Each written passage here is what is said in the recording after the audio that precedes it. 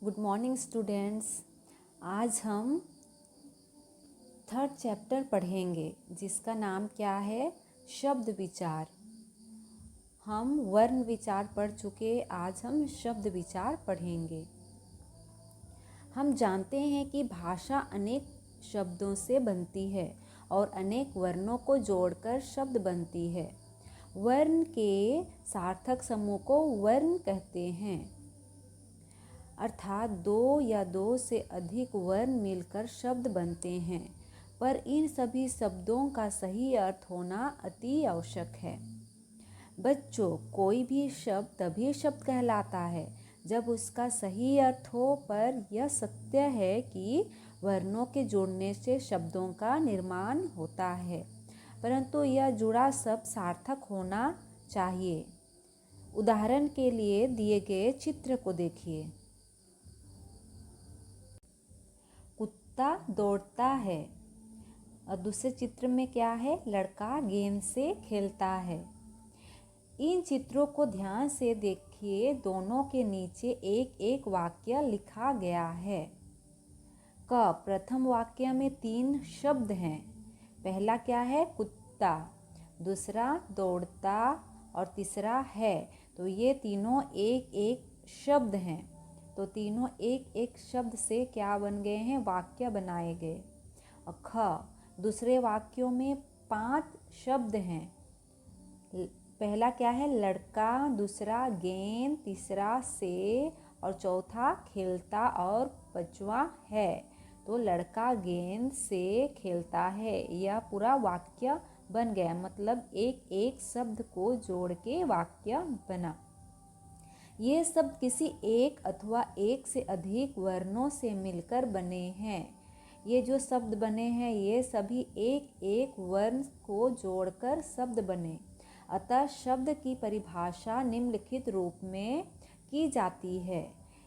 एक या एक से अधिक वर्णों के समूह को शब्द कहते हैं, जिससे किसी न किसी अर्थ का बोध होता है। अर्थात हम कह सकते हैं वर्णों या वर्णों के समूह या समूह जिसका कोई अर्थ होता है, कोई एक विशेष अर्थ होता है, उसे ही हम शब्द कहते हैं। जैसे गेंद, राकेश, गीता, सूत आदि। शब्द क्या है हमें समझ में आ गई। अब हम शब्दों के भेद के बारे में जानेंगे। शब्दों के मुख्यतः 4 भेद हैं। एक है अर्थ के आधार पर, दूसरा भाषा के आधार पर, तीसरा बनावट के आधार पर और चौथा व्याकरण के आधार पर। अर्थ के आधार पर क्या है, अर्थ के आधार पर एकार्थी, अनेकार्थी, पर्यायवाची और विलोम शब्द हैं। और दूसरा भाषा के आधार पर क्या आते हैं, भाषा के आधार पर तत्सम, तद्भव, देशज, विदेशी शब्द आते हैं। और तीसरा बनावट के आधार पर, बनावट के आधार पर रूढ़, यौगिक, योग रूढ़, विलोम शब्द आते हैं। और चौथा व्याकरण के आधार पर विकारी और अविकारी शब्द आते हैं। शब्द का वर्गीकरण, शब्दों का वर्गीकरण निम्नलिखित आधारों पर किया जाता है। भाषा के आधार पर, अर्थ के आधार पर, बनावट के आधार पर और व्याकरण के आधार पर। भाषा के आधार पर, भाषा के आधार पर शब्द के 4 भेद हैं। जैसे हमको पता है कि तत्सम, तद्भव, देशज और विदेशी। तो सबसे पहले हम तत्सम शब्द देखेंगे। संस्कृत भाषा के वे शब्द जिनको हिंदी भाषा में ज्यों का त्यों बिना किसी परिवर्तन के प्रयोग किया जाता है, उसे तत्सम शब्द कहते हैं। संस्कृत भाषा के वे शब्द जो हिंदी में ज्यों मतलब जैसे का तैसे ही लिया जाता है, उसका परिवर्तन नहीं हुआ है, कुछ भी परिवर्तन नहीं हुआ है, संस्कृत भाषा का जो शब्द है उसी को हम क्या बोलते हैं, तत्सम शब्द। संस्कृत भाषा से आए शब्द ही तत्सम शब्द कहलाते हैं।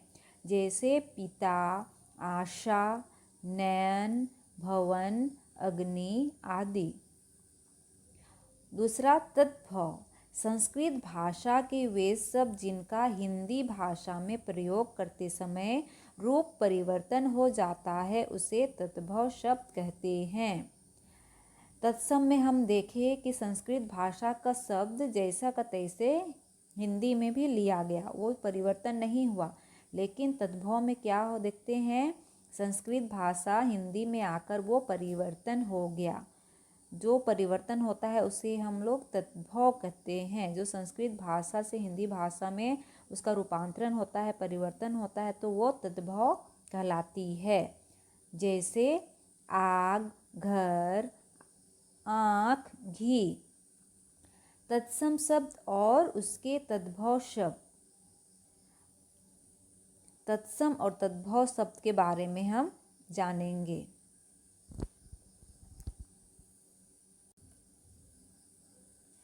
तत्सम शब्द और तद्भव शब्द।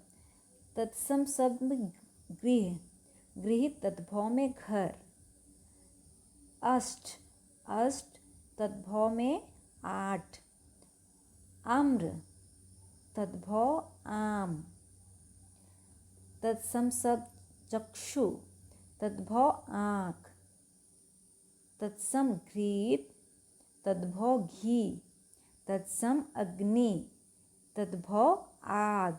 तो इस तरह हम देख रहे हैं कि तत्सम और तद्भव में कैसे परिवर्तन हो गया।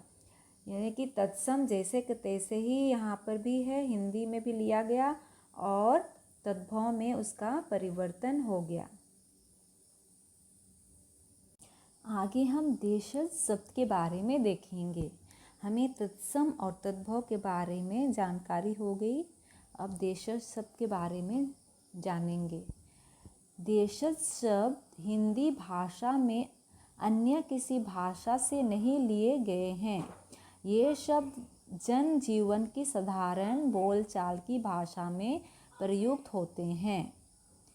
अर्थात क्या है, देशज शब्द ऐसे शब्द है जो हिंदी भाषा में अन्य किसी भाषा से नहीं आई है, बल्कि ये बोलचाल की भाषा यानी कि साधारण भाषा ही देशज भाषा कहलाती है। जैसे सड़क, लकड़ी, बिल्ली, रोटी, पेट, गाड़ी, झाड़ आदि, ये सभी देश के ही भाषा है, हमारे ही देश के भाषा है। इसीलिए से देशज शब्द या देशज भाषा कहते हैं। आगे हम देखेंगे विदेशी शब्द। जो शब्द हिंदी भाषा में अन्य भाषाओं से या विदेशी लोगों के संपर्क के कारण प्रयुक्त होने लगे उसे ही विदेशी शब्द कहते हैं। अर्थात क्या है, जो विदेश से हमारे भारत देश में आए और वही उनका शब्द हमारे भारत देश में भी उपयोग होने लगा, वही शब्द का प्रयोग होने लगा और वो हमारे देश का एक शब्द बन गया। इसी से जो बाहर देश से जो शब्द आए हैं वो शब्द विदेशी शब्द कहलाने लगे। जैसे तुर्की भाषा के शब्द गलीचा, तोप, बुलबुल, चाकू, लाश, कैंची। यूनानी भाषा के शब्द डेल्टा, एटम, टेलीफोन, टेलीग्राम। फारसी भाषा के शब्द अल्लाह, जन्नत, कुरान, गवाह, दर्द। चीनी भाषा के शब्द पटाखा, चाय, लीची। अंग्रेजी भाषा के शब्द nurse, station, colour, biscuit, college. फ्रांसीसी भाषा के शब्द बिकुल, कार्टून, कर्फ्यू, पुलिस, कूपन। पुर्तगाली भाषा के शब्द करतूस, गमला, बाल्टी, पादरी, आलू। इस प्रकार हम देखें कि जो बाहर से दूसरे देशों से विदेश से जो आए हैं उन्हें उन शब्दों को हम विदेशी शब्द कहेंगे। दूसरा, अर्थ के आधार पर शब्द के भेद। अर्थ के आधार पर शब्द के निम्नलिखित 4 भेद होते हैं। पहला एकार्थी शब्द, दूसरा अनेकार्थक शब्द, तीसरा पर्यायवाची शब्द, चौथा विलोम शब्द। एकार्थिक शब्द, जिन शब्दों का केवल एक ही निश्चित अर्थ होते हैं उन्हें एकार्थक शब्द कहते हैं। जैसे पुस्तक, घर, वृक्ष, कुर्सी आदि। यानी कि जिन शब्द का एक ही अर्थ होता है उन्हें ही हम एकार्थक शब्द कहते हैं। एकार्थक। अनेकार्थक, अनेकार्थक से ही हमें समझ में आ रहा है कि बहुत सारा। कभी कभी एक ही शब्द के अनेक अर्थ होते हैं। हिंदी में भी ऐसे बहुत से शब्द हैं जो अनेक अर्थों के वाचक होते हैं। ऐसे अनेकार्थक वाच्य शब्दों का प्रयोग दोहरी बात कहने में होता है। इन्हें अनेकार्थक शब्द कहते हैं। जैसे पहला अर्थ, अर्थ के लिए, धन, प्रयोजन, ऐश्वर्य, कारण। और मेघ, मेघ को हम क्या क्या बोल सकते हैं? निरद, धन, प्रमोद, बादल, जलद। पानी, पानी को किस अर्थ में बोल सकते हैं? रस, साहस, जल, इज्जत, चमक। पर्यायवाची शब्द, जिन शब्दों के अर्थ में समानता होती है उन्हें पर्यायवाची शब्द कहते हैं। जैसे रात, रात को क्या बोलते हैं? रजनी, निशी, रात्रि, निशा। पहाड़, पहाड़ को भूधर, गिरि, शैल, पर्वत, अचल। आकाश, व्योम, अंबर, नभ, शून्य, अनंत, गगन। अब आगे विलोम शब्द, जो शब्द विपरीत भाव को प्रकट करते हैं उन्हें विलोम शब्द कहते हैं। जैसे सुख, दुख, लाभ, हानि। तो इस प्रकार हम एक अर्थी, अनेकार्थी, पर्यायवाची और विलोम शब्द के बारे में समझ गए कि ये किस तरह से इनके अर्थ हैं, कि कैसे इसका अलग अलग अर्थ होते हैं।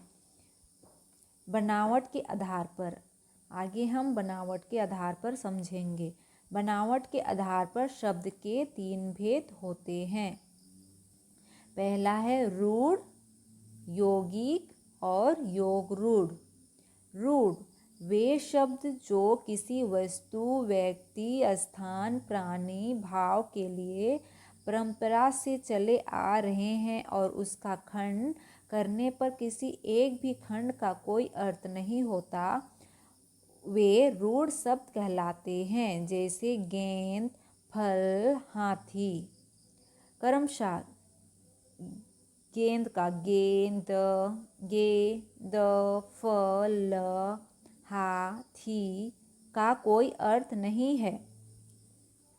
तो यहाँ के रूढ़ में क्या बोला गया है? वे शब्द जो किसी वस्तु, व्यक्ति, स्थान, प्राणी, भाव के लिए परंपरा से चले आ रहे हैं और इसका खंड नहीं किया जा सकता, यानी कि इनको हम अलग नहीं कर सकते हैं, उन्हें ही, जिन शब्दों को हम अलग नहीं कर सकते, तोड़ नहीं सकते, तो उन्हें ही हम रूढ़ शब्द कहते हैं। जैसे यहाँ क्रमशः बताया गया है कि हम गेंद को गे, द, इसको अलग करके हमको कोई अर्थ, मीनिंग नहीं निकलेगा। फल में भी फ और ल, इसका कोई भी अर्थ नहीं निकलेगा। फ अलग से, ल अलग से, हा, थी, इसका अर्थ नहीं है। तो रूढ़ को खंड नहीं कर सकते हैं। आगे हम देखेंगे यौगिक। योग का अर्थ है जोड़ना, मिलाना, अर्थात जो शब्द अन्य शब्दों के मिलने से बनते हैं और खंड करने से प्रत्येक खंड का अपना अलग अर्थ हो, उन्हें यौगिक शब्द कहते हैं।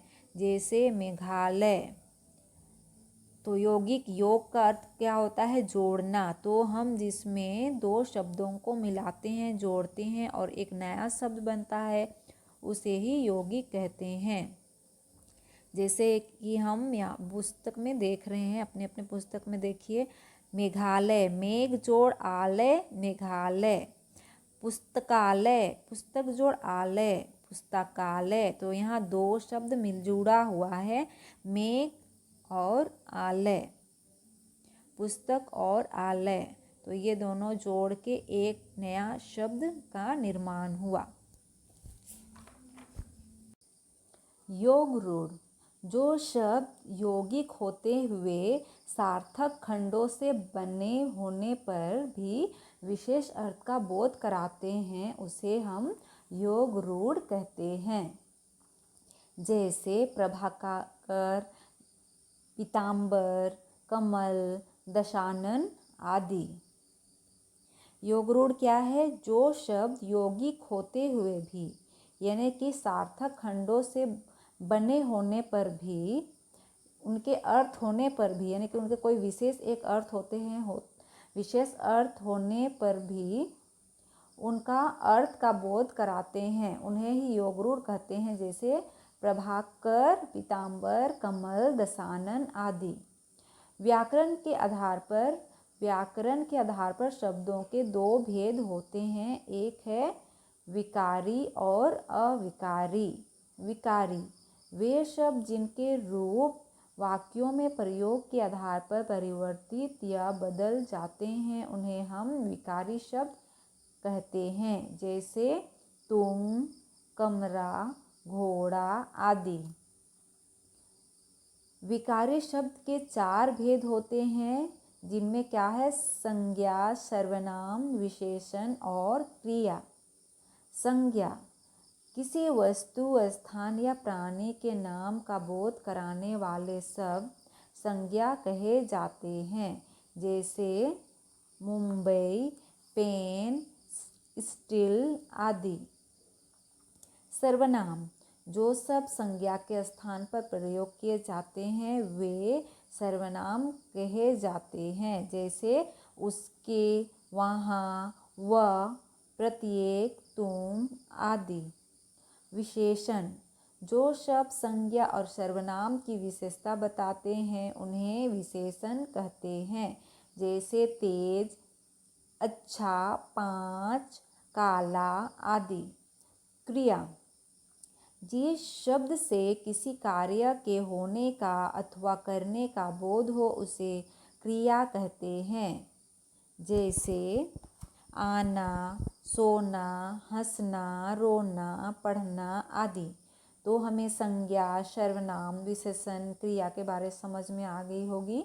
संज्ञा किसी नाम को ही, कोई भी जगह, कोई भी वस्तु, प्राणी, किसी का नाम, यानी संज्ञा का अर्थ ही क्या है? नाम। कोई भी नाम को ही हम संज्ञा कहते हैं। सर्वनाम जो सर्वनाम किसी नाम के बदले में हम बोलते हैं, हम नाम नहीं बोल के कोई भी किसी को इंगित करके बोलते हैं, तो वही सर्वनाम कहलाता है।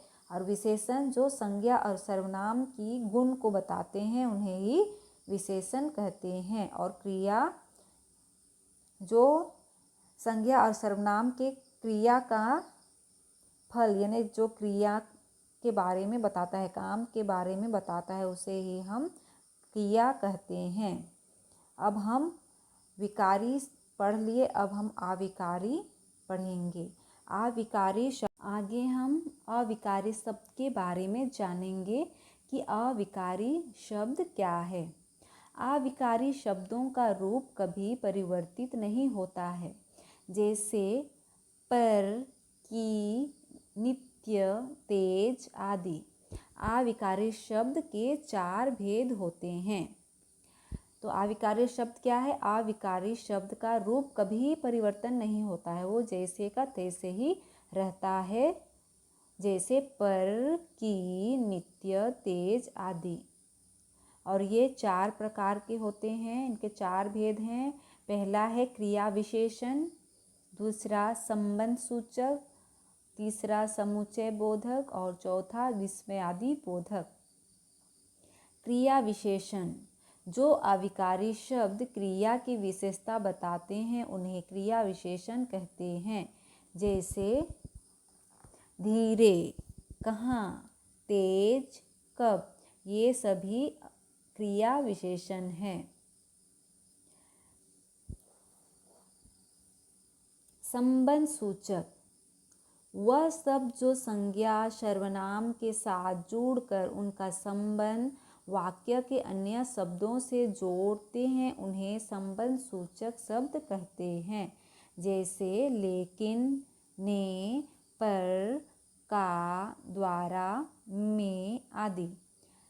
संबंध सूचक क्या है? जिनके द्वारा संज्ञा और सर्वनाम के साथ जोड़कर किसी का संबंध का पता चलता है। जिस वाक्य से उनके संबंध का पता चलता है उन्हें ही संबंध सूचक कहते हैं। जिनमें जोड़ने के लिए किन शब्दों का प्रयोग होता है? जैसे लेकिन, ने, पर, का, द्वारा, में, इन शब्दों का प्रयोग संबंध सूचक में किया जाता है।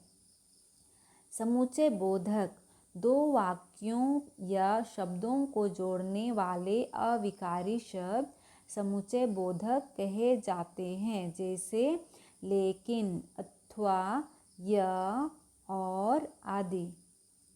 विस्मय आदि बोधक जिन शब्दों के प्रयोग से आश्चर्य, प्रसन्नता, दुख प्रकट होता है उन्हें विस्मय आदि बोधक कहते हैं। जैसे अरे, है, छी, आह, तुम, वह आदि। जिसमें आश्चर्यचकित का बोध होता है उन्हें ही हम विस्मय आदि बोधक कहते हैं। तो इस प्रकार हमें शब्द विचार के बारे में समझ में आ गई होगी। आप अच्छी तरह से और एक बार अपना बुक पढ़कर समझ लीजिए, सब समझ में आ जाएगी।